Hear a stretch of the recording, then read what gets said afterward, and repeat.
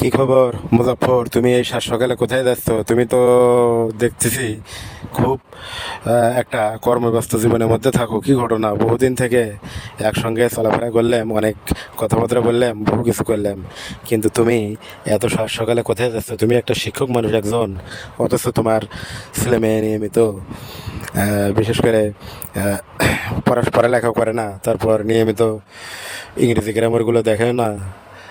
ঠিক আছে, আমি তো প্রাইভেট পড়াই তোমার ছেলেকে, কিন্তু নিয়মিত সে তো আহ, স্কুলেও আসে না, মানে প্রাইভেটও পড়ে না। প্রাইভেট না পড়ুক তাতে সমস্যা নেই, যেহেতু প্রাইভেট সরকার থেকে নিষেধ করা হয়েছে, কিন্তু নিয়মিত তো স্কুলে আসবে, স্কুলে ক্লাসগুলো তো নিয়মিত করবে, তাও তো করে না। তোমার ছেলে এরকম হলো কেন? তুমি একজন শিক্ষিত মানুষ, তোমার ছেলে মেয়েরা এরকম হলো কেন? আমি তো বুঝলাম না কিছু। বর্তমান সিচুয়েশন খুবই খারাপ। ঠিক আছে, সে কথা আর কর না ভাই, সে কথা আর কর না। আমি নিজে শিক্ষক মানুষ হয়েও আমার ছেলেগুলো, এক বড় ছেলে আরও দুটো দুটো দুটো যে বড় ছেলে ছিল, আহ, হাবিব আর কামাল, হাবিব এবং কামালকে তো আমি এখনও কোনো চাকরি বা কোনো জায়গায় ঢুকে দিতে পারলাম না। বর্তমানে চাকরির যে সিচুয়েশন, মামা খালুর যুগ, মামা খালু না থাকলে চাকরি হয় না, এমন একটা সিচুয়েশন। কি অবস্থা! মানে বর্তমান বাজারে মেধার মূল্যায়নই খুব কম। নিজস্ব লোক না থাকলে সেখানে চাকরি হয় না। আবার বোঝায় বোঝায় টাকা ঢালা লাগে, এলে বহু ক্ষেত্রে অফিসের লোককে সান্ত্বনা করলে তারা মেধাবীদের মেধা যদি থাকুক তাদের দিকে কর্ণপাত করে না, এমন একটা সিচুয়েশন।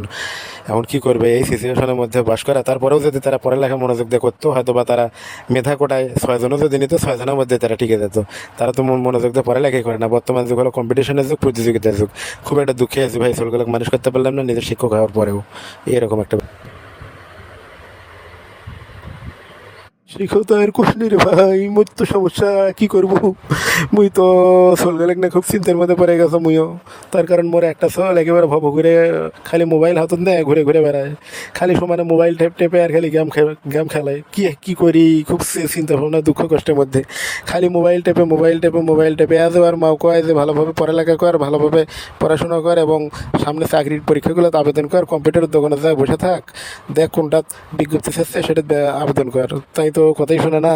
আরে জহুরুলটা, মোর যে মাজলে ছেলেটা জহুরুল তো আর পড়াশোনাই করে না। কি একটা অবস্থা!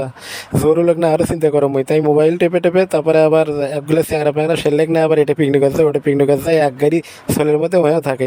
তা আমি একজন মানুষ, একটা মানুষ, সমাজের একটা সচেতন মানুষ হয়ে যদি আমার ছেলে মেয়ে এরকম করে, আমি তাহলে সমাজের মুখে মুখ দেখে কীভাবে? আমি খুব একটা চিন্তার মধ্যে আছি। খালি তোমার ছেলে নয়, আমার ছেলের এই ঘটনা। আমি একজন শিক্ষক হওয়ার পরেও দেখা যাচ্ছে যে আমার ছোটফল যদি মানুষ না হয় তাহলে এটা কেমন হয়? এটা একটা চিন্তার মধ্যে আছে। তার কারণ আজকাল দেখা যায় যে বাপ হলো হলদি বেচে, তার ছেলে ম্যাজিস্ট্রেট; বাপ হচ্ছে মাছ বেচে খায়, তার ছেলে ব্যারিস্টার; তারপরে বাপ হয়তো নৌকো চালায় অথবা বাগানের মালিক, তার ছেলে বড় অফিসার। কেন হয়েছে? এটা মেধার গুণে হয়েছে। তারা মনোযোগ দিয়ে তারা উল্লেখ, ওই ছোলগুলো হচ্ছে কষ্ট খাওয়া ছোল, কষ্ট খাওয়া ছোলগুলো মনোযোগ দিয়ে পড়ালেখা করে আজকে তারা বড় বড় পদে গেছে। এখন নামি দামি মানুষের ছোল বুঝলে তারা মানুষ হচ্ছে না। বর্তমানে যে সিচুয়েশন বা যেটা লক্ষ্য করতেছি একজন শিক্ষক হিসেবে, আমি খুবই দুঃখ প্রকাশ করতেছি। এই কারণেই বুঝছেন দোস্ত, আমি খুবই দুঃখ প্রকাশ করতেছি। তার কারণ এই যে নামি দামি মানুষের সলবল মানুষ হয় না, সাধারণ খেটে খাওয়া মানুষ যারা কষ্ট করে কিষেন দিয়ে সলবল পড়াশোনা করেছে, নিম্ন মধ্যবিত্ত থেকে বড় বড় অফিসার, বড় বড় চাকরিজীবী বর্তমানে হচ্ছে, কারণ তারা মনোযোগ দিয়ে পড়ালেখা করে, বাপ মায়ের কথা শোনে এবং কষ্ট খাওয়া চল। এটাই বাস্তবতা, এটা মানিয়ে নেওয়া লাগবে, বুদ্ধি নাই। কি করবে এখন ভাই? হ্যাঁ ভাই, ফুলগুলো পাশে এত টাকা পয়সা খরচ করে আমি ক্লান্ত হয়ে গেছি, আমি টায়ার্ড হয়ে গেছি, আমি ক্লান্ত হয়ে গেছি। এমন এত টাকা পয়সা খরচ করে কি করবে? আচ্ছা দেখো, তুমি একজন শিক্ষিত মানুষ, তুমি নিজে শিক্ষিত হওয়ার পরেও তোমার ছোলগুলো মানুষ করে ফেললে না। ছোলগুলো ভব করে বাউজো এবং রাস্তার পাশে বসে থেকে গেম খেলায় আর মোবাইল টেপে। কি একটা অবস্থা! বর্তমান সিচুয়েশনটা খুবই খারাপ। এই এই সমাজে যদি শিক্ষিত মানুষ হয়, নিজে শিক্ষিত হয়ে যদি বাচ্চা কাচ্চাদেরকে শিক্ষিত করে সঠিকভাবে গড়ে না তুলতে পারা যায়, তাহলে তার শিক্ষা জীবনটাই ব্যর্থ, বা তার চাকরি জীবনটাই ব্যর্থ। তার কারণ শিক্ষিত বাবা মা হয়ে যদি ছেলে মেয়েদেরকে শিক্ষিত করা না যায়, তাহলে তার লাইফটাই ব্যর্থ। তার এই ধরনের ব্যর্থ লাইফের জন্য তাকে অনেক সময় অনুশোচনা করা, তোমাকে হয়তো অনেক সময় অনুশোচনা করা মানে জাগে। কি করবে এখন? তোমার সাথে আমিও একাত্মতা প্রকাশ করছি এবং দুঃখ প্রকাশ করছি।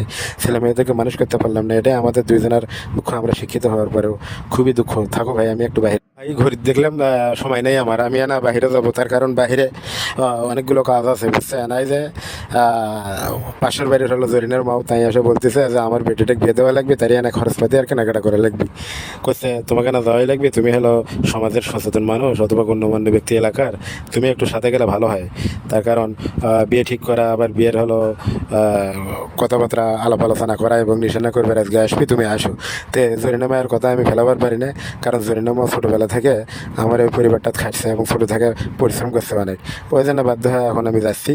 আমি এখন এখন হলো ওর বেটির বিয়ে, জরিনা মায়ের বেটির বিয়ের হলো কেনাকাটা, তারপরে বিশেষ করে যারা আসবি ওখান থেকে নিশানা করার জন্য তার সাথে কথা বলে কথাবার্তা ঠিক করে নেবো। তো ভাই আমার সময় খুব কম, আমি না তাড়াতাড়ি যাবো, তুমি কিছু মনে করেন না, পরবর্তী সাক্ষাতে দেখা হবে।